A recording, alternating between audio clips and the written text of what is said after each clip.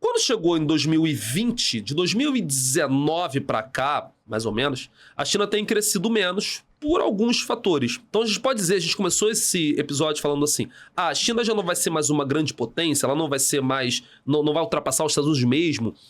Esse crescimento chinês de 2019 para cá, ele tem sido 3, 4, a projeção para esse ano é 4,5%, 5%, que é bem menos do que crescia nos anos 2000. É claro que vários aspectos explicam isso. O primeiro deles, é claro, a pandemia da Covid-19 foi um baque econômico muito grande para os chineses, né? Então esse é um problema bem conjuntural. Mas há questões estruturais por trás disso. Primeiro, são as concorrências. Os anos 80, 70, 80, o Japão era o grande líder ali do Extremo Oriente, era a grande potência. Você falou agora de produtos. A gente tinha produtos japoneses no nosso consumo, né? A televisão era da Sony, ou a Philco, Toshiba. A nossa referência de consumo era o Japão. E ela vem se tornando a China a partir desse decênio que você citou muito bem, de 2000 para cá. Só que... E Coreia também, né? E nos últimos... Coreia.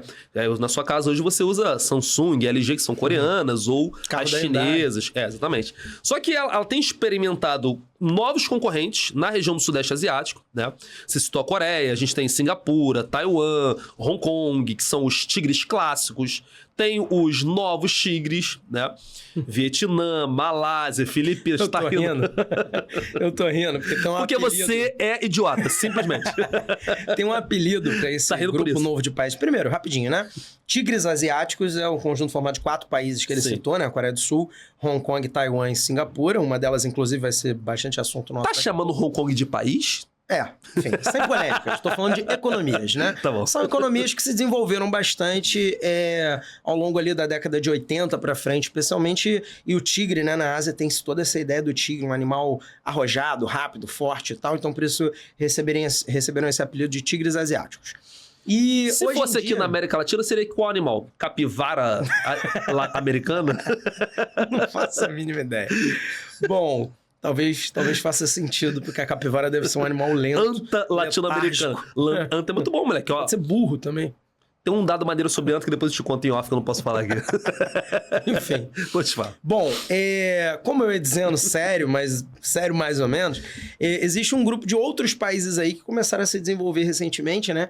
E hoje em dia, se você pega aí a tua blusa, o teu tênis e tal, coisas, tua mochila, coisas assim de menor valor agregado tecnológico, você vai olhar, foi produzido na Malásia, no Vietnã, em Bangladesh, nas Filipinas, na Tailândia, no Camboja. Muito, né? Sim. Na Indonésia. Então, esse novo grupo de países é chamado de Novos Tigres, né? Ou, como lá fora se popularizou, Little Tigers. E se são Little Tigers lá, a gente pode estar autorizado a chamá-los de tigrinhos aqui, né? Por que não? E aí Little Tigers ou Baby Tigers. Porra, sendo Little Tigers ou Baby Tigers, eu posso chamar de tigrinho. Ridículo é você. Enfim, o que os Little Tigers têm a ver com o menor crescimento chinês e a projeção de menor crescimento? Hoje, muitas indústrias saem da China e migram para esses países que são ainda mais baratos. O que você ouviu, sempre aprendeu na escola ou vem na mídia aí? A China tem uma vantagem muito grande em relação ao mundo, o fato da mão de obra ser muito barata, e aí muitas empresas saem dos seus países e vão para a China para produzir ali, né? Só que hoje você tem uma concorrência forte nessa região, que são esses tigres clássicos e os Little Tigers, como você disse muito bem. Então esse é um fator. Associado a isso, há mudanças internas na China que têm gerado problemas para o Estado chinês. A China é um país muito grande, com seus 1 bilhão e 400 milhões de habitantes, e que é uma população que está em processo de envelhecimento, né? A China tem experimentado uma situação que os países europeus já viveram há um tempo, Estados Unidos também, que o Brasil está vivenciando hoje, né? A sua população não está mais nascendo tanto e está vivendo mais.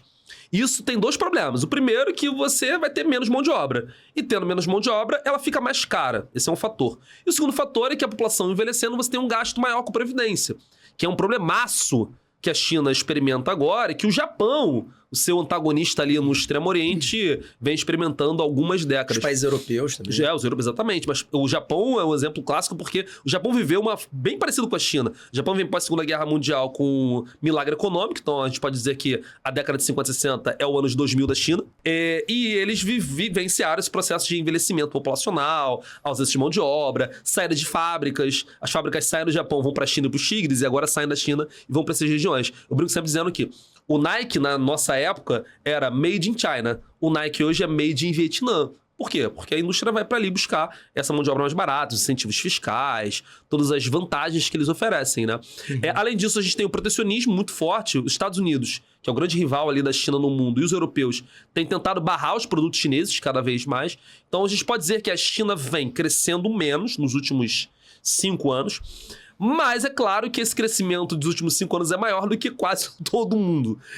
Olhar para isso é um olhar que tem que ser muito cauteloso e muito criterioso, né? A China crescia 10%, 15%, ela cresce hoje 5%, mas esse 5% é associado a fatores conjunturais e estruturais. Esses todos que eu citei aqui. Mas acho que um fator bem importante é o populacional, né? Uhum. Olhar para a China.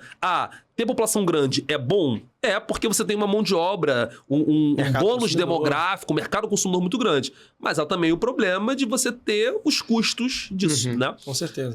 É só duas coisas. Uma, essa coisa do desenvolvimento econômico, trazer o desenvolvimento social e trazer o envelhecimento populacional, é meio que o negócio do tio Ben, do Homem-Aranha, né? Grandes poderes trazem grande responsabilidade.